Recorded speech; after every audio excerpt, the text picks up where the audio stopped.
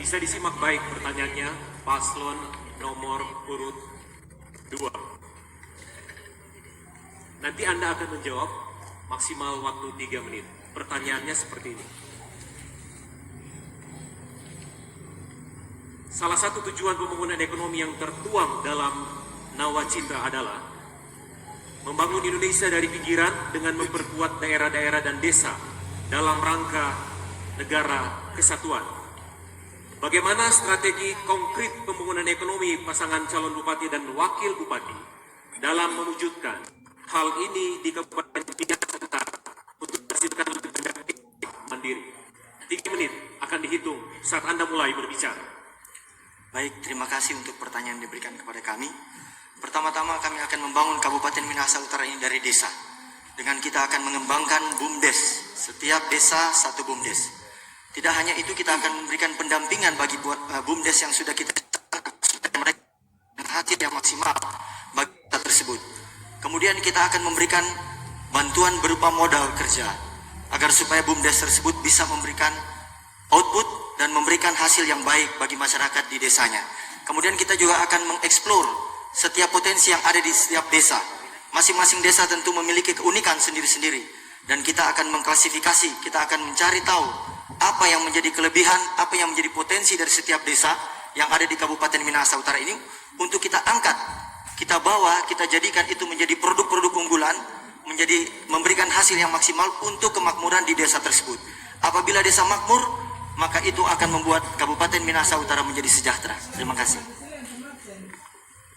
Mau ditambahkan? Cukup. Cukup? Oke. Selanjutnya kami undang paslon nomor urut 3 untuk mengambil soal yang telah disiapkan. Bisa dipilih.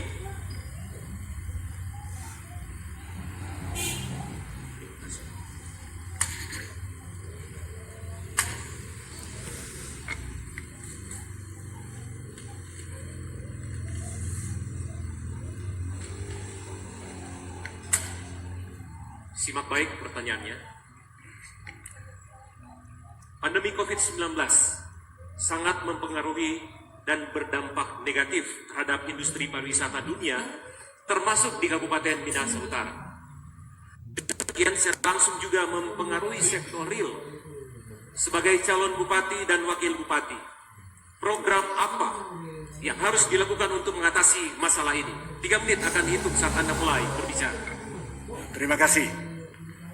Jadi pada kesempatan ini tentu kita tahu bahwa kita perkuat di bidang pertanian.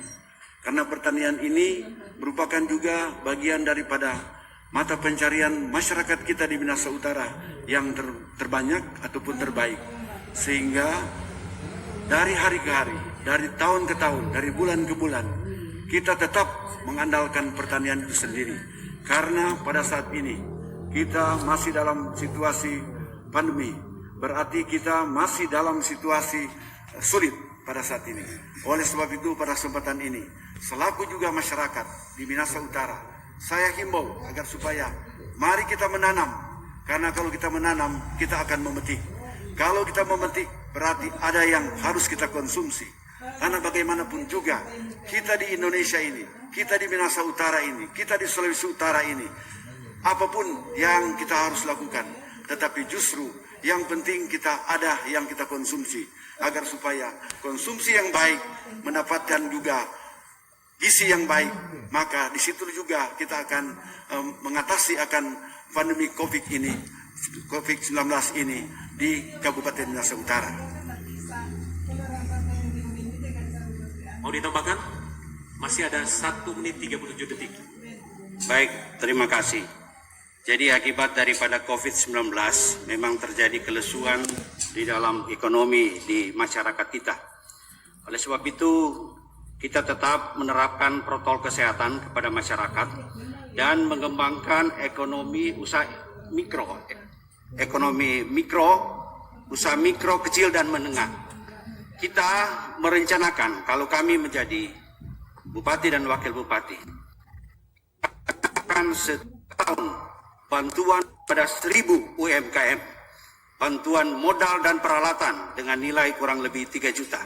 Ya, dengan demikian pertumbuhan ekonomi di desa, masyarakat kita itu akan berkembang. Kemudian kita juga mempunyai potensi kelautan yang begitu besar, di mana menurut inventarisasi kami, kurang lebih 74 desa adalah desa nelayan. Dengan demikian itu ada 60% bahwa desa kita itu desa nelayan, dengan ditambah dengan desa di bidang ikan air tawar.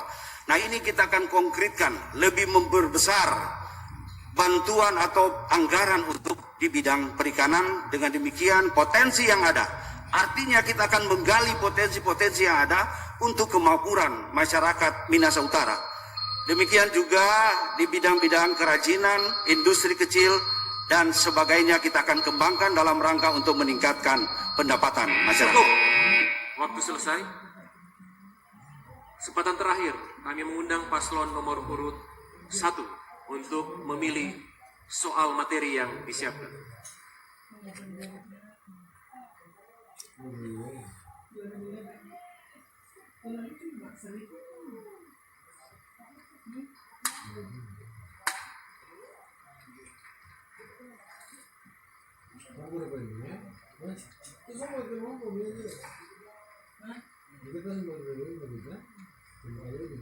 Simak baik pertanyaannya. Likupang telah ditetapkan oleh pemerintah pusat sebagai salah satu kawasan ekonomi khusus pariwisata lewat peraturan pemerintah nomor 84/2019 garis datar Desember 2019. Nah, bagaimana paket kebijakan terpadu dari pasangan calon bupati dan wakil bupati untuk memastikan pembangunan ekonomi berkesinambungan di daerah terkait dan sekitarnya? 3 menit akan dihitung saat Anda mulai berbicara.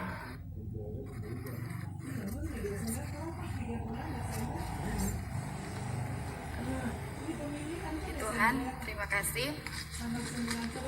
Pariwisata adalah salah satu prioritas dari pasangan SGR dan NAP. Walaupun tidak terkecuali, kami ingin membangun Minahasa Utara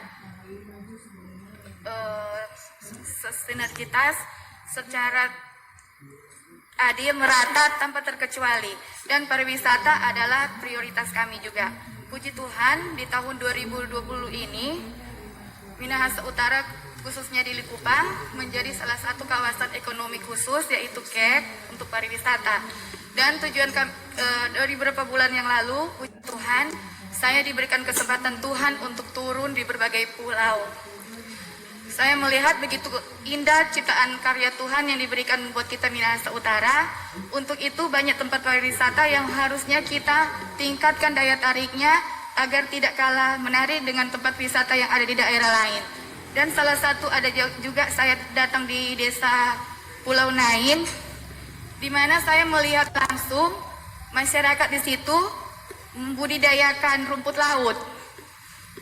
Alangkah eloknya kalau kita meningkatkan budidaya rumput laut itu, salah satu penghasilan dari daerah pesisir pulau yang bisa menjadi salah satu peningkat ekonomi buat masyarakat Minahasa Utara, khususnya di daerah pesisir pulau. Terima kasih.